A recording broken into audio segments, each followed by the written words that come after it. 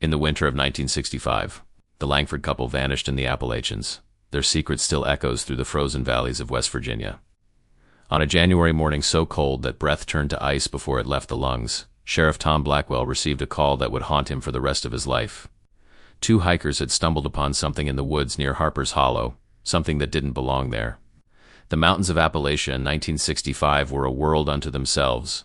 These weren't the sanitized peaks of tourist brochures. These were ancient, scarred ridges where coal dust settled into every crevice, where families had lived in isolation for generations, and where the outside world was viewed with suspicion and fear.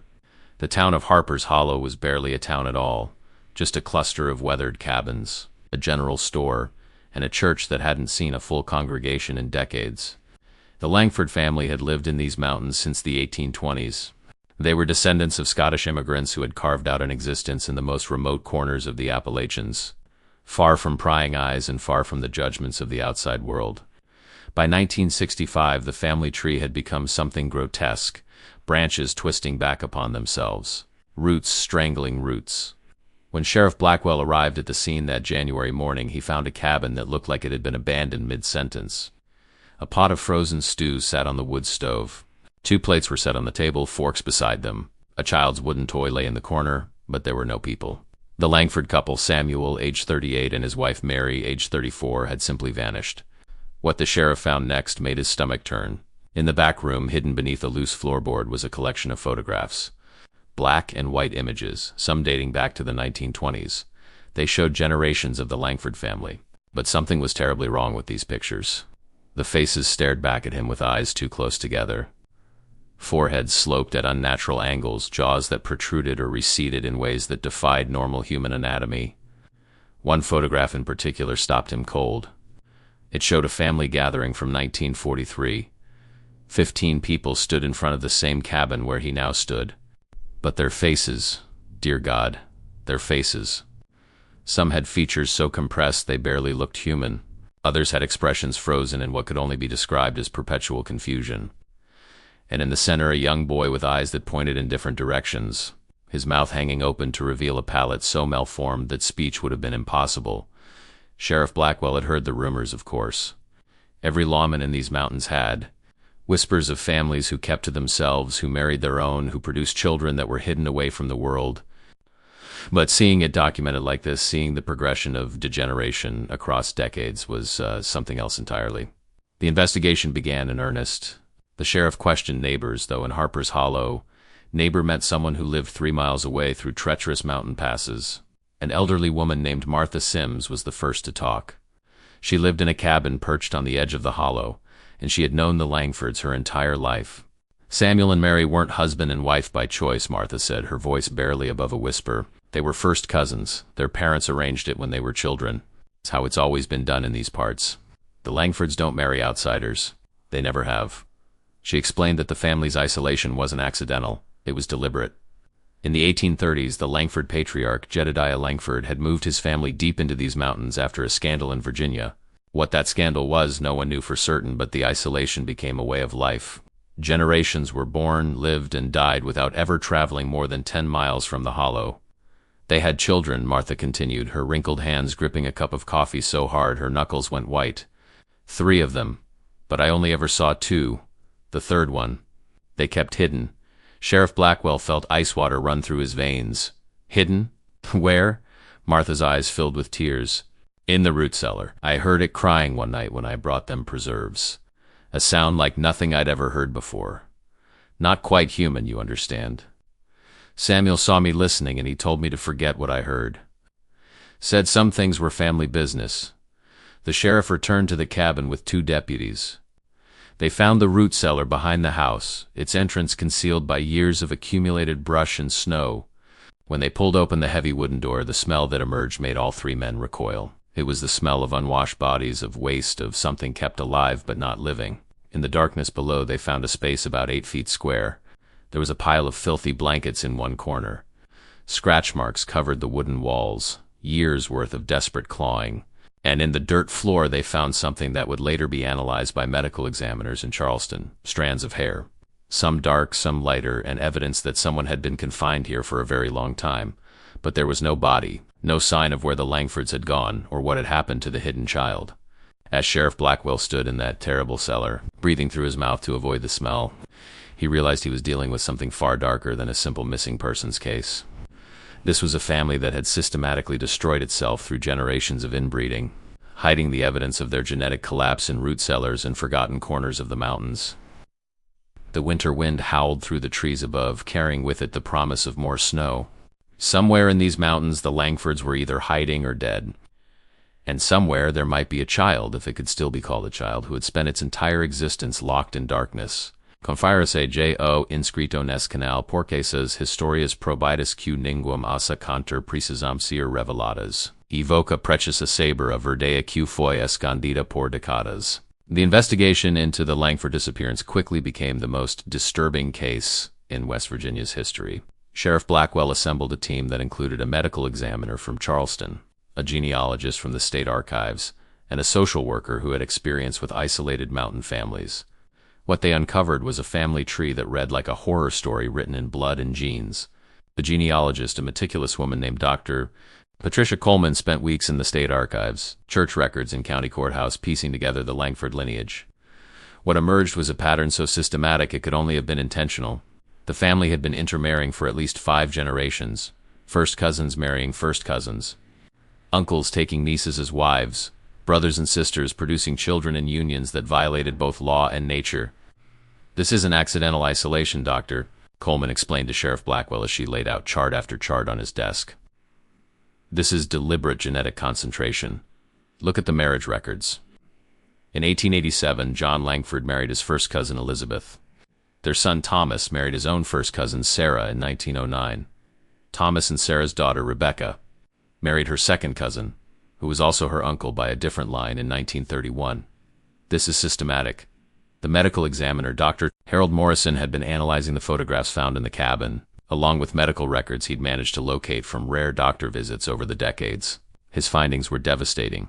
"The genetic consequences of sustained consanguinity are well documented," Dr. Morrison said, his clinical tone barely masking his revulsion. "Recessive genes that would normally remain dormant become expressed.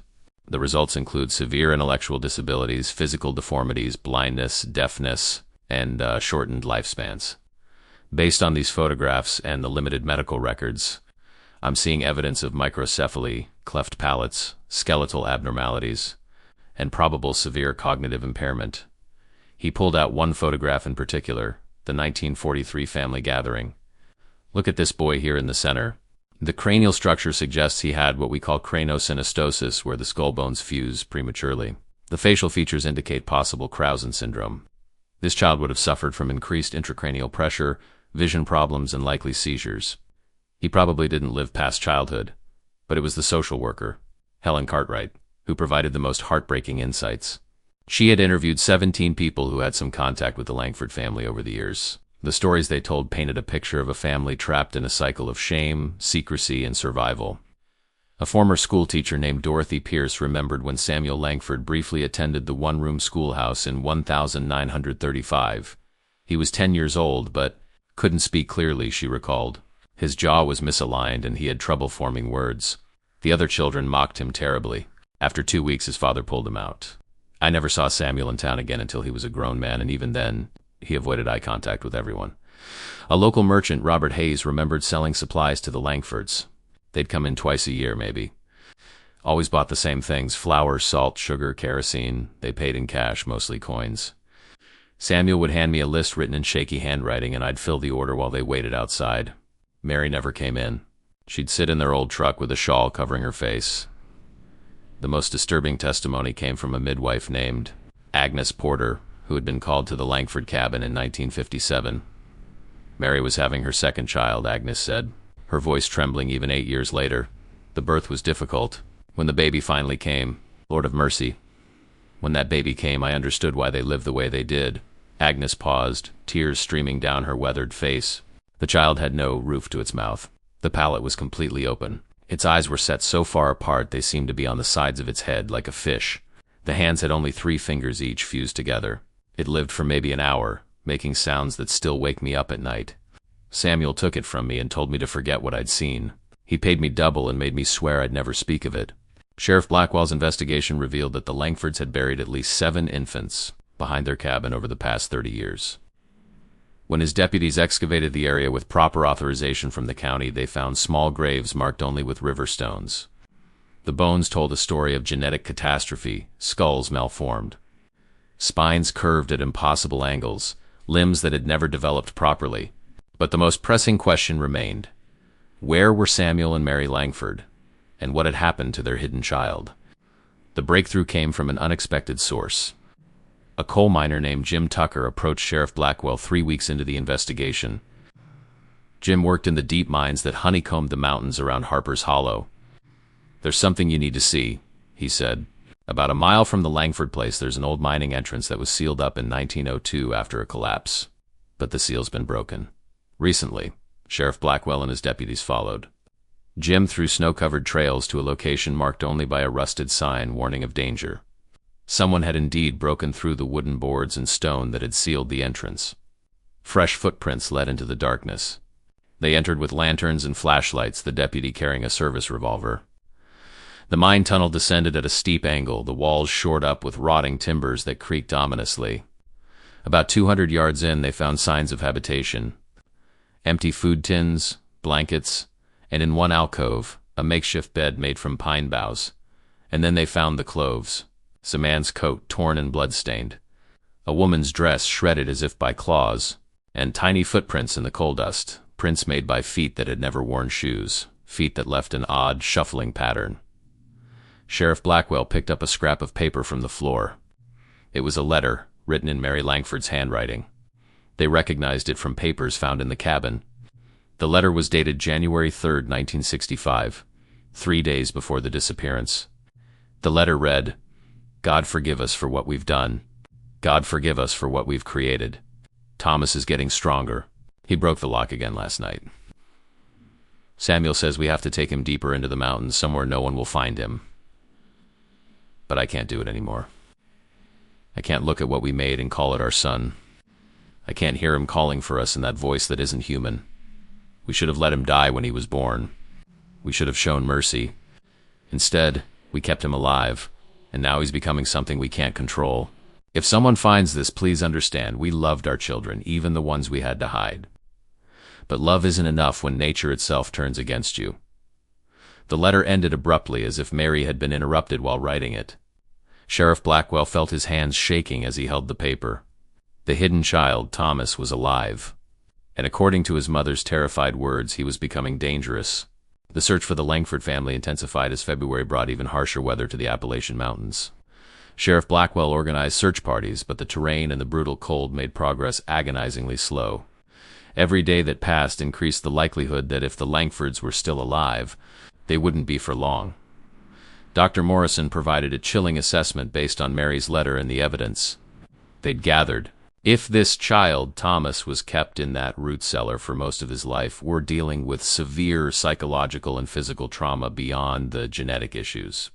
Sensory deprivation, lack of socialization, and the physical effects of consanguinity would create something truly tragic.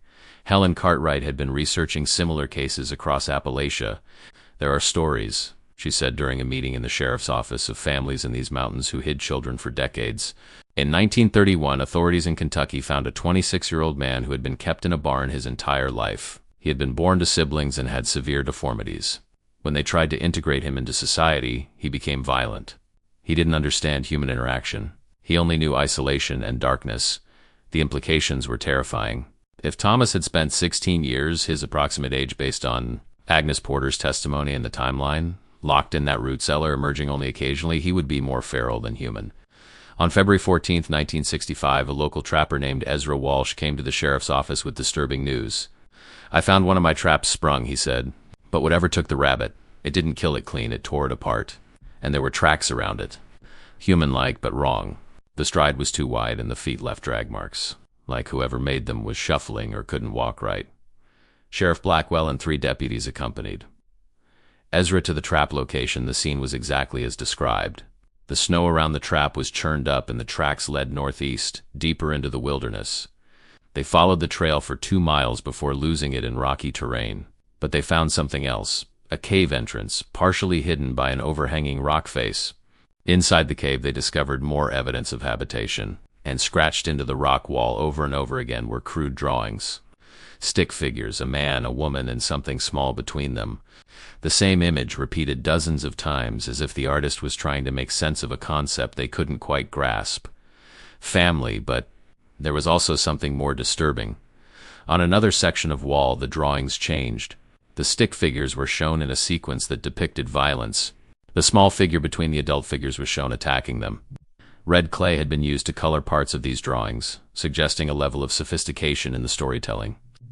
"He's documenting what happened," Dr. Coleman said when she saw photographs of the cave drawings. "He's showing us that he hurt his parents. This is his attempt at communication." The local community was now in a state of fear. Families who lived in isolated cabins started keeping rifles by their doors. The elementary school in the nearby town of Beckley implemented a strict pickup policy. The newspapers in Charleston picked up the story, and suddenly the Langford case was making headlines across West Virginia. Mountain family vanishes. Inbred child loose in Appalachians. The horror in Harper's Hollow. Sheriff Blackwell tried to maintain calm, but privately, he was terrified. They were hunting something that was simultaneously a victim and potentially a danger to anyone who encountered it. The breakthrough came on February 23rd. A farmer named Dale Morrison, no relation to Dr. Morrison, was checking his livestock when he heard sounds coming from his barn. When he investigated, he found a figure huddled in the corner, covered in filth and rags. The figure looked up at him, and Dale later told police he nearly had a heart attack. "It was human," Dale said, his voice shaking, but barely. The face was all wrong. The eyes were too far apart, and one of them didn't move right. The mouth hung open, and I could see there was something wrong with the jaw. It made sounds at me, but they weren't words, just grunts and moans. And the smell, God, the smell was like death itself. Dale had backed away slowly and locked the barn from the outside. Then he called the sheriff. When authorities arrived, they approached the barn with extreme caution. Sheriff Blackwell insisted that Dr. Morrison and Helen Cartwright be present. "This isn't a criminal," he said. "This is a victim. We treat him as such." They opened the barn door slowly. The figure, Thomas Langford, cowered in the corner, his arms wrapped around his misshapen head. In the light, his condition was even more apparent. Years of genetic damage had left him with severe cranial abnormalities, a cleft palate that had never been treated, eyes that couldn't focus properly, and limbs that seemed to bend at wrong angles. But it was his expression that broke Helen Cartwright's heart. It wasn't aggression or violence. Quote, "It was pure terror." This child, because despite being 16, his mental development had been so stunted that he was essentially a child, was absolutely terrified of the humans staring at him. Helen stepped forward slowly, her hands open and non-threatening. "Thomas," she said softly. "Thomas Langford. We're not going to hurt you. We want to help you." Thomas made a sound, a keening wail that seemed to come from somewhere deep in his damaged chest. And then he did something that made everyone in that barn freeze. He pointed to drawings in the dirt floor. Crude, like the cave drawings, but clear enough. Two figures lying down. Not standing. Lying down. "Your parents," Helen whispered. "You're showing us your parents." Thomas nodded, a gesture he must have learned from watching Samuel and Mary. And then he made another drawing. A location. A cave or shelter marked by what looked like 3 trees in a row. Dr. Morrison immediately recognized the landmark. The old Peterson homestead. It burned down in 1947, but there were 3 massive oaks out front. They're still standing. At this moment, I need you to understand something crucial. This story you're watching represents decades of hidden suffering. If you believe families like the Langfords deserve to have their truth told, write in the comments. Their secret must be revealed. Let me know you're paying attention to what really happened in these forgotten mountains. Quote, "The search party reached the Peterson homestead ruins just before sunset on February 23, 1965. The 3 oak trees stood like sentinels against the darkening sky, their bare branches reaching toward clouds heavy with snow. The homestead itself was nothing but charred timbers and a collapsed stone foundation, reclaimed by 40 years of mountain vegetation. Thomas had been sedated by Dr. Morrison, a difficult decision but necessary for everyone's safety during the trek through the mountains. He'd been wrapped in blankets and transported on a stretcher by 2 strong deputies. Even unconscious, his breathing was labored, a wet, rattling sound that spoke of malformed airways and lungs that had never functioned properly. Sheriff Blackwell directed his men to search the area systematically. The old root cellar of the Peterson house was still partially intact, its stone walls having survived the fire that destroyed everything above ground. Deputy James Crawford was the first to descend into it. What he found there would haunt him for the rest of his life. Samuel and Mary Langford had made it to this shelter, probably fleeing from Thomas after he'd broken free from their root cellar. They had barricaded themselves in the Peterson cellar, using old timbers and whatever else they could find. But Thomas had found them.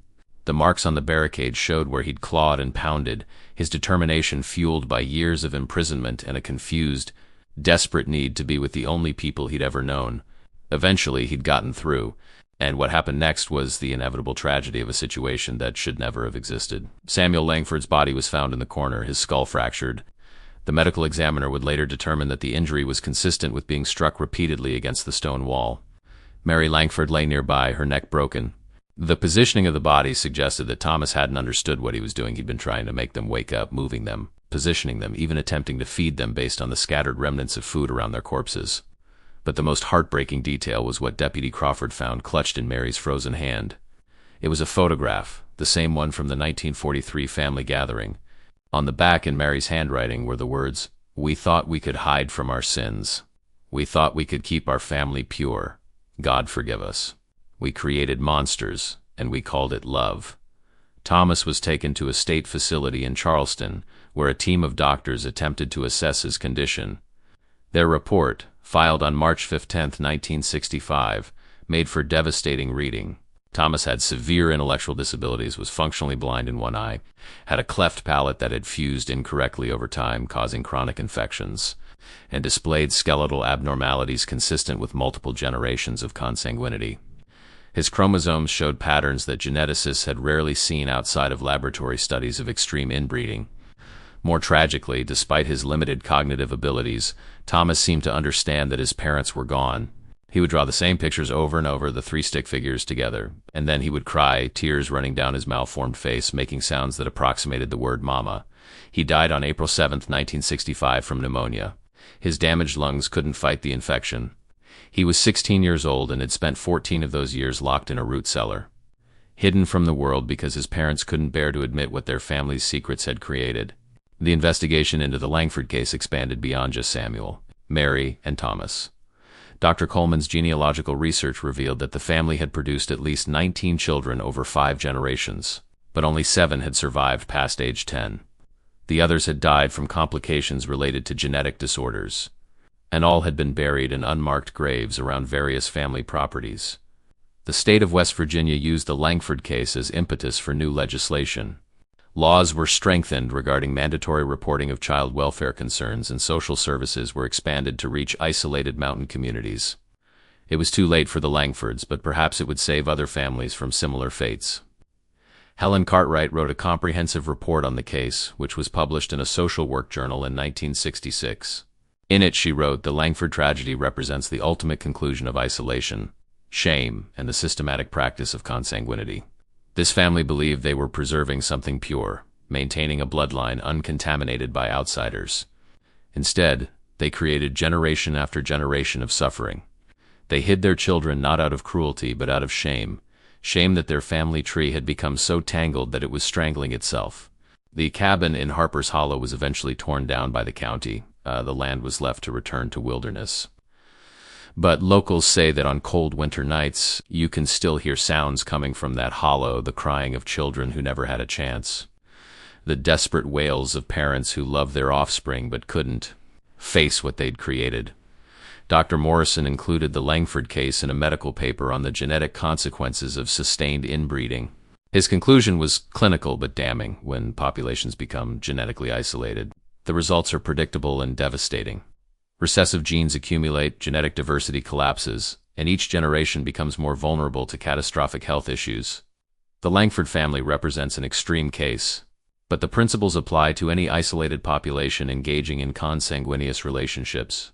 The photographs found in the Langford cabin were eventually archived by the State Historical Society, though they remain restricted to researchers and medical professionals.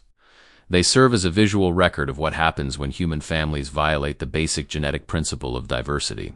Each generation in those photographs shows increased deformity, increased suffering, increased deviation from normal human development. One photograph in particular has become the focus of genetic and anthropological study. It shows 5 generations of Langford women taken in 1958.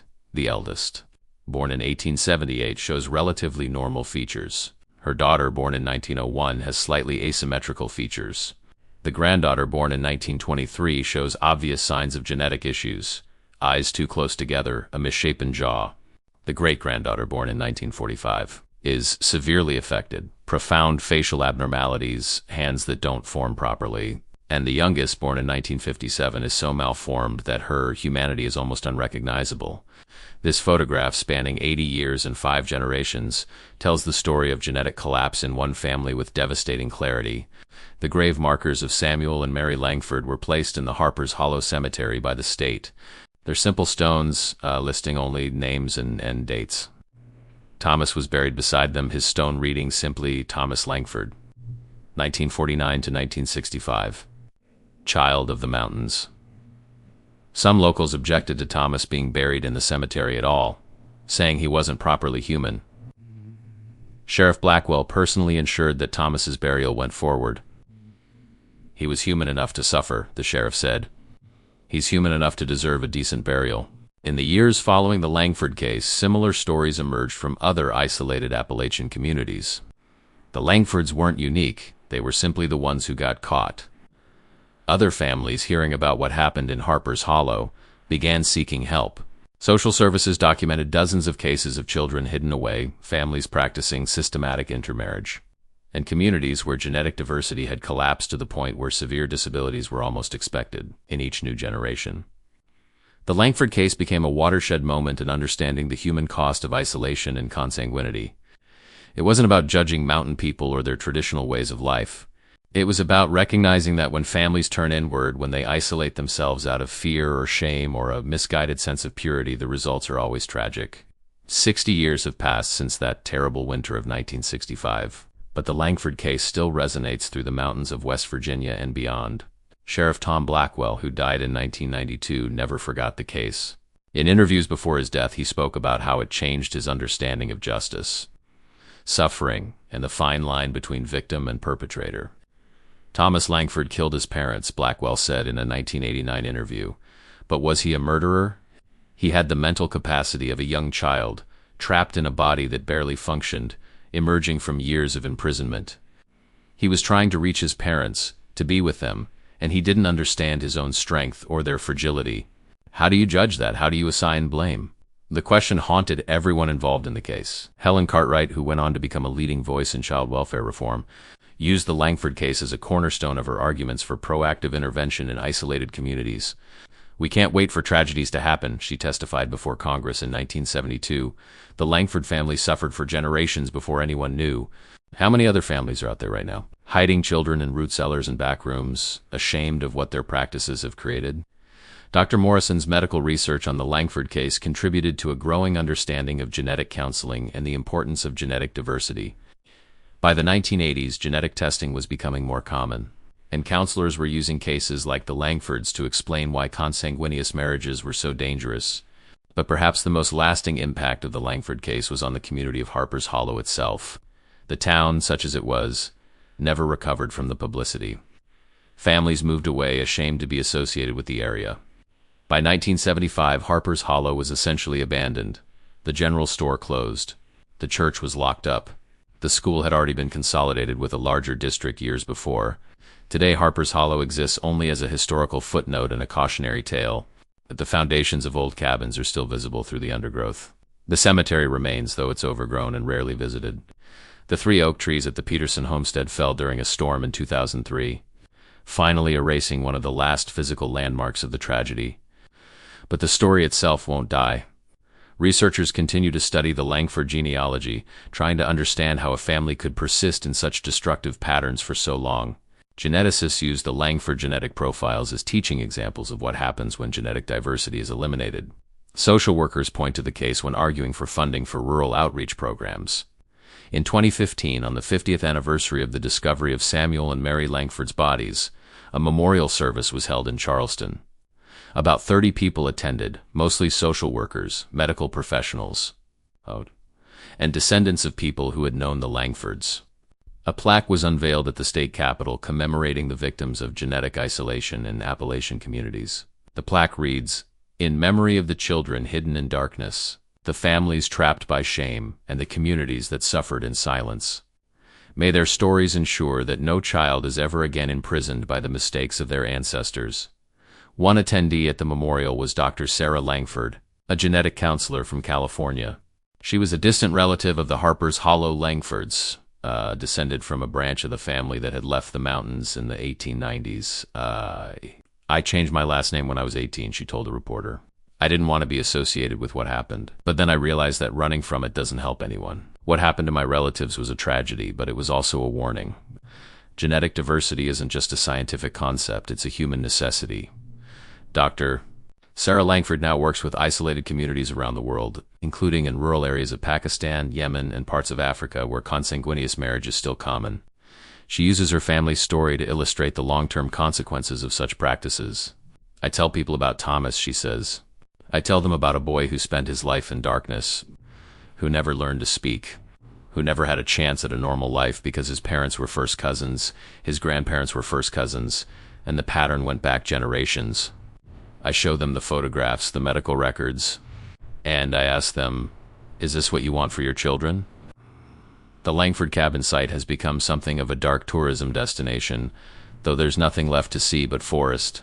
Occasionally, curiosity seekers make the trek to Harper's Hollow, looking for the place where the tragedy unfolded. Local authorities discourage this, but they can't stop it entirely. Some visitors leave flowers at the cemetery.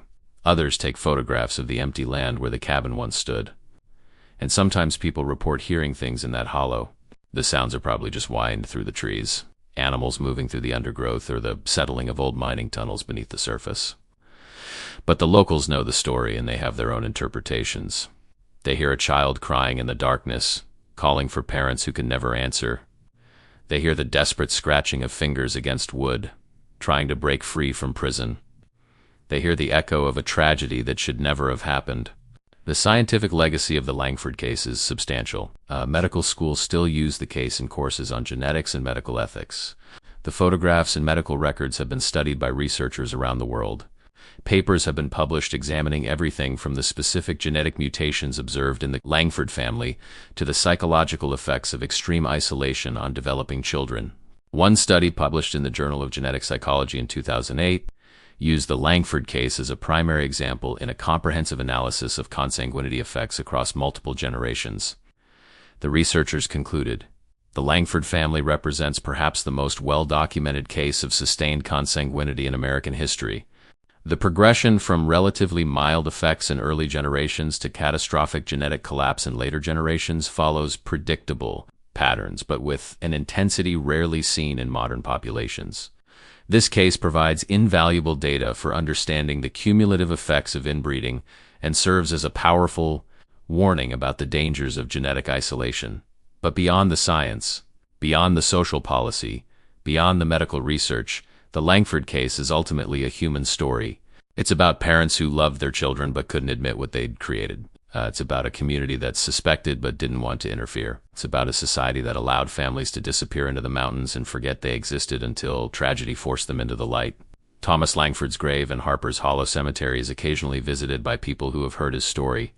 They leave small toys as if trying to give him the childhood he never had. They leave flowers acknowledging the humanity that was denied him in life. And they leave notes, some apologizing on behalf of a society that failed him. Others simply saying, "We remember." The final report on the Langford case, filed by the West Virginia Department of Health and Human Services in 1966, concluded with these words, "The tragedy of the Langford family could have been prevented at multiple points over multiple generations. It represents a failure of community, of government, and of society to protect the most vulnerable among us. Let this case stand as a permanent reminder that isolation, whether chosen or imposed, leads inevitably to suffering. Let it remind us that shame must never be allowed to hide cruelty, even when that cruelty is born of love and misguided tradition." 60 years later, those words still resonate. The Langford family is gone. Their bloodline ended with Thomas's death in 1965. But their story lives on, a dark echo from the Appalachian Mountains that reminds us of the terrible cost of genetic isolation and the human capacity for both love and tragedy. If you've watched this entire investigation, you understand now why these stories can never be forgotten. Se voca assist you 8 aki oporca Augusta dessa historia doxix commentario dizendo eu assisti 8 aki. Para que passate con hesser e saberquem romente gosta das historias acadu canal. If this story moved you, if you believe the Langford family's tragedy deserves to be remembered, hit the like button. Share this video with someone who needs to understand the real consequences of genetic isolation. Subscribe to this channel because these are the stories that history tried to bury, but we're bringing them into the light. The Langfords suffered in darkness. Let's make sure their story is told in the light, so no other family ever has to endure what they did. Thank you for bearing witness to their truth.